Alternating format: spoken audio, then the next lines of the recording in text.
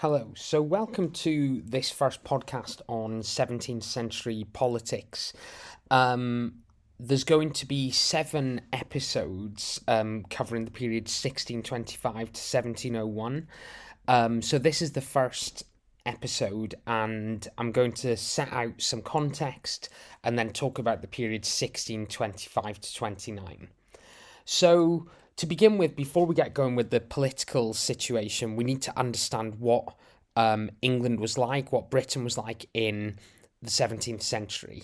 So, the first thing that we need to talk about is religion and how important religion was to society. That religion was absolutely central to the goings on in society in terms of politics, in terms of community, in terms of beliefs, in terms of the structure of society, all of those things. Religion is really, really important.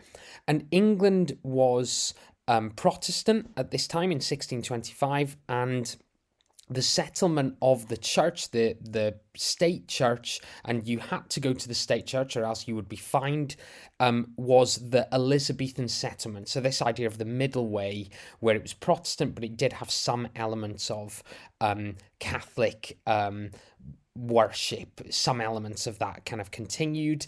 However, there was a kind of increasing Puritan challenge to that settlement in by the time we get to 1625 of people who are upset at anything that resembles Catholicism, any colour, any ritual, any spectacle, any kind of hierarchy in the church. And you could say that in general, there was a pretty significant dislike of Catholicism in England. Obviously, Ireland was predominantly Catholic, as were France and Spain.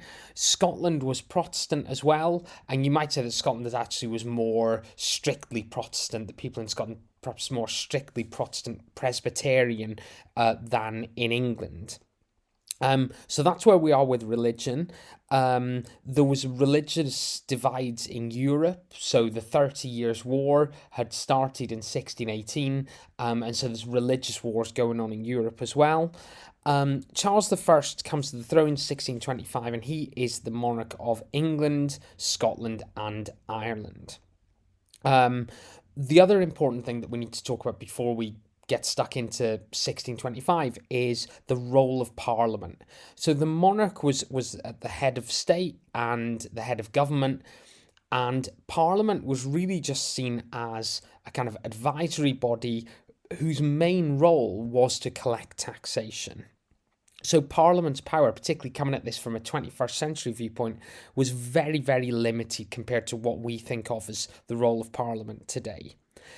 However, there were kind of, again, increasing numbers of people in Parliament, and it's interesting that many of these people did also happen to be Puritan, who wanted to have more of a say in how the country was run, and also didn't like the idea of a kind of absolutist or a monarch ruling without Parliament, because they thought of that as, it reminded them of Catholicism, and they also thought that Parliament's role was to keep a check on the monarch's power. So that's where we are. In terms of finances, the monarch in England did rely on Parliament for finance. So there is this kind of balance there where the monarch really holds the power, but does rely on Parliament for finances. So Parliament can kind of use that to get a little bit more power or make a few more decisions. Prior to Charles I coming to the throne in 1625, the monarch had been James I of England, the 6th of Scotland. And Charles actually hadn't been the eldest son. He had an older brother, Henry, who had died prior to Charles coming to the throne. So Charles hadn't always expected to be king, but he became king in 1625 following the death of his father. So 1625, James dies. Charles marries Henrietta Maria, who is a French Catholic princess. So there is some concern by people in Parliament, people in wider society, that Charles has married a Catholic. She's also French, which isn't hugely popular. And people worry that perhaps the children of the couple would therefore potentially be Catholic. In the 1625 Parliament that's called, they are the MPs. A lot of the MPs are unhappy with the wars in Europe. That towards the end of his life, James had got involved in conflict in Europe, and particularly a campaign in Europe. It was called the Mansfield Campaign, that had cost a lot of money, and Parliament were kind of unhappy with this. And really, the relationship between the monarch and Parliament, Charles and Parliament, doesn't get off to a good start. Parliament refused to grant Charles tonnage and poundage for life, and tonnage and poundage is kind of excise duty on imports coming into the country. And usually it was the tradition that Parliament would grant the monarch that for life. And they don't grant it for life, they only grant it to him for 1 year. So therefore, he doesn't have a kind of fixed income every year. He is going to have to call Parliament every year to get this income. So he's really annoyed. He dissolves Parliament. The other thing that Charles does that annoys Parliament is he starts to promote Arminian clergy, such as Richard Montague. And Arminians are Protestants, but they do believe in kind of ritual hierarchy, much more like the kind of Catholic way of worship. Obviously, they don't want the Pope, but they do like the kind of ritual, spectacle, hierarchy, all those things. So Puritans in Parliament are not happy with Charles for his, he's kind of married a Catholic and now he's promoting Arminians. It's kind of the opposite of what Puritans want. And then finally, something else that happens in 1625 is there's a failed naval expedition to Cadiz, which is blamed on Charles's close advisor, the Duke of Buckingham, whose name was George Villiers. The Duke of Buckingham had been James's advisor and actually had a relationship with James. And there was some rumours that he'd actually killed James. Buckingham was not popular. He was seen as a kind of, was getting ahead of himself. He shouldn't have been in that position. He shouldn't have had so much influence. Buckingham and Charles, prior to Charles coming to the throne, had actually gone to Spain to try and set up a marriage with the Spanish princess, the Spanish infanta, which failed. And a lot of MPs and people at court really, really didn't like Buckingham. They thought he was getting too big for his boots. He was having too much influence. And so this failed naval expedition to Cadiz in Spain, Buckingham is blamed. And Parliament, even though they're not sitting at the end of 1625, are very, very unhappy with Buckingham. So 1626, Charles needs money. He calls Parliament again. And Parliament, as you can imagine, straight away start to attack Buckingham. They try and impeach Buckingham. They try and, get rid of him. And so Charles dissolves Parliament to save Buckingham. So he's willing to just kind of shut Parliament down, doesn't want them to get rid of Buckingham. And so Charles then needs money. So what he does is he issues this forced loan. And it's not really a loan. It's all taxpayers have to give the king money. And this leads to 5 knights who refuse to pay the forced loan.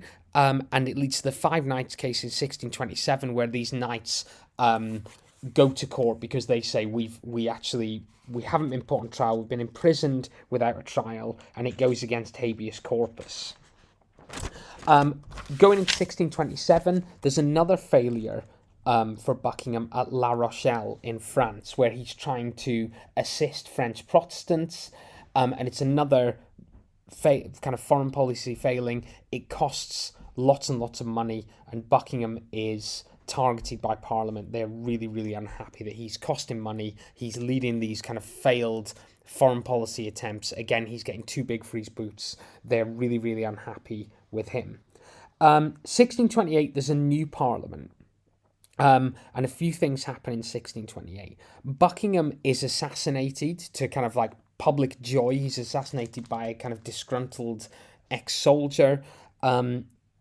Charles is very, very unhappy with this, so he's not happy that people are happy with the assassination of Buckingham.